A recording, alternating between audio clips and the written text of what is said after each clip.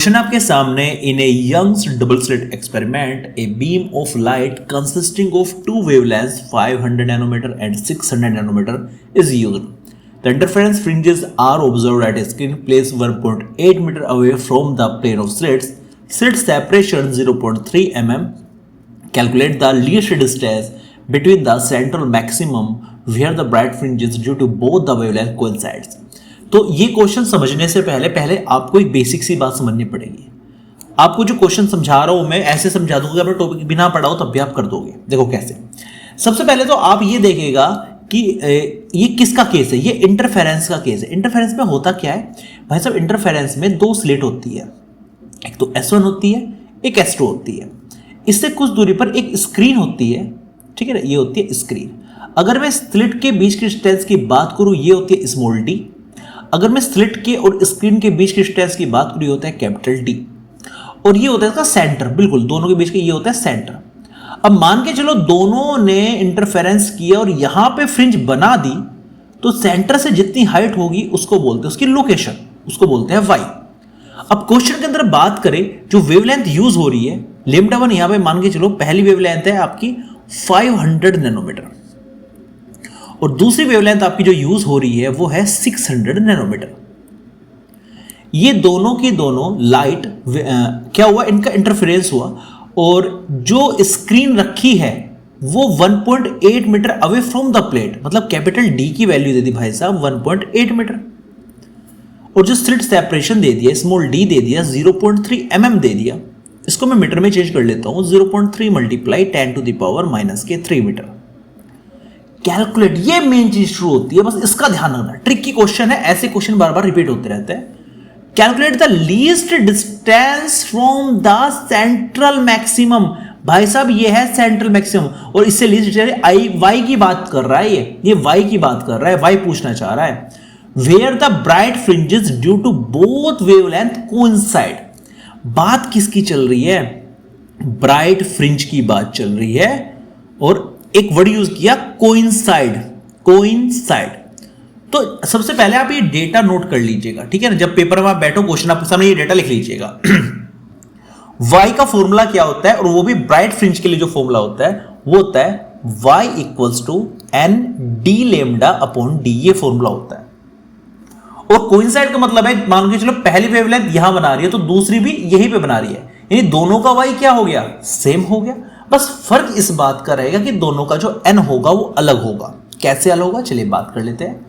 मान के चलो पहले केस में अगर मैं लैम्डा वन की बात कर रहा हूं, ये तो n1 पे पहुंचा रहा है और ये n2 पे पहुंचा रहा है, तो यहां पे y1 का जो फॉर्मूला बनेगा वो बनेगा n1, d दोनों के लिए सेम रहने वाला है, लैम्डा पहले वाले के लिए लैम्डा वन और d वो स्मॉल d भी सेम रहने वाला है। ऐसे अगर मैं y2 की बात करूं, y2 क्या हो जाएगा हमारा n2 d lambda 2 upon d। अब क्योंकि कोइंसाइड कर रहे हैं तो y1 और y2 यहां पर क्या हो जाएंगे, दोनों के इक्वल हो जाएंगे। वैल्यू पुट करूंगा, n1 d lambda 1 upon small d equals to हो जाएगा n2 d lambda 2 upon small d। ये कैंसिल हो गया, तो यहां पे n1 लेमडा 1 की वैल्यू पुट करूंगा यहां पे जो है 500 नैनोमीटर। अब नैनोमीटर को तो मीटर में चेंज करने रहने दीजिए, क्योंकि फिर नैनो से नैनो ही कट जाएगा, कोई दिक्कत वाली बात नहीं है।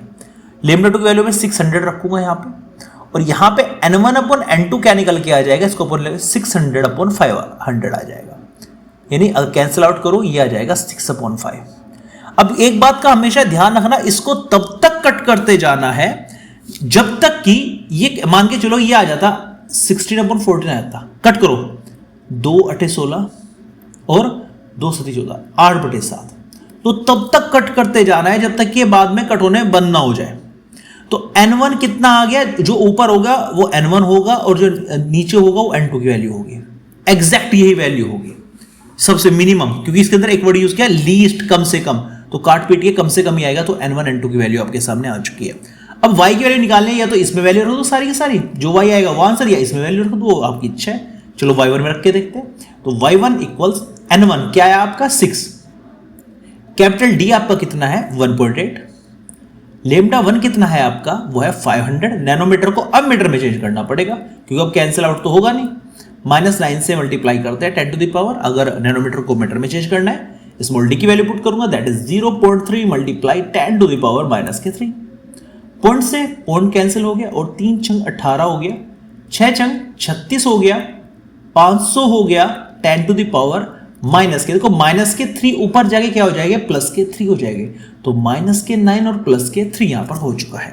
थोड़ा सोल्व करूंगा इसको, 36 मल्टीप्लाई 5 करूंगा, 2 0 ये यहां पे प्लस की काम करेगी यहां पे, तो ये माइनस के 6 है और प्लस के 2 माइनस के 4 यहां पर रह जाएगा। अब मैं अगर इसका मल्टीप्लिकेशन करूं तो इसका मल्टीप्लिकेशन जो निकल के आता है मेरे सामने, चलो करके देख लेते हैं क्या आएगा। तो ये आएगा 180, 180 आएगा। 36 पंजे, आप छोटे बच्चे की तरह कैलकुलेशन करना, हमेशा गुना में डाउट हो ना जल्दबाजी मत करना। होता क्या बच्चे इसमें तो पूरी जोड़ लगाते हैं, बिल्कुल सही कर लेते हैं, लास्ट में मल्टीप्लिकेशन को हल्के में ले लेते हैं। अगर ये गलत होगा तो स्टेप वाइज मार्किंग में ये भी कट जाएगा, कोई फायदा नहीं है। 5 6 30 हासिल की थी, 5 से 15, देखो मैंने छोटी, इसमें कोई मजाक वाली बात नहीं है कि कोई मजाक उड़ाएगा कि 30 मल्टीप्लिकेशन भी आपसे नहीं आती, करके देख लिया करो। 180 multiply 10 to the power minus के 4, और यहां एक अगर मैं जीरो खत्म होगा तो 18 multiply 10 to the power minus के 3 मीटर, और mm में चेंज करना है तो -3 गायब कर दो, mm ही है, तो 18 mm that is your right answer. आप इसमें भी वैल्यू रख सकते थे, n2 रखते इसमें, λ2 रखते, dd रखते, तब भी आपके आंसर, क्योंकि कोइंसाइड कर रही है तो y1 y2 इक्वल हो जाएगा। तो इस क्वेश्चन में क्या ध्यान रखना है, पहला ध्यान, अगर कहीं भी कोइंसाइड वर्ड आ रहा है तो आपके y इक्वल होंगे, पहली बात। दूसरी बात, आप ये देख लेना फॉर्मूला कौन सा लगाना आएगा। देखो ब्राइट फ्रिंज के लिए फॉर्मूला अलग होता है, डार्क के लिए, डार्क में होता तो डार्क का फॉर्मूला कोई और यूज करते, दूसरा फॉर्मूला भी यूज करते, 2n-1 करके है वो वाला हम यूज करते हैं, ठीक है। बस फिर ये दोनों को लग के n1 n2 इसको कैंसिल आउट करना है। कब तक, ये तो ऑलरेडी कैंसिल आउट करके 6/5 है, आगे कैंसिल आउट नहीं हो सकते थे, तो वही n और n2 की वैल्यू हो जाएगी परफेक्ट। मान के चलो अगर 20/16 आ गया n1/n2, ऐसा मत करना कि n1 20 हो गया n2 60 हो गया, भाई काटो इसको, 4 चौक 16, 4 पंजे 20, तो n1 5 हो जाता, n2 आपका 4 हो जाता। तो ये चीज आपके ध्यान रखनी है। तो the right answer is 18 mm, 18 mm is your right answer.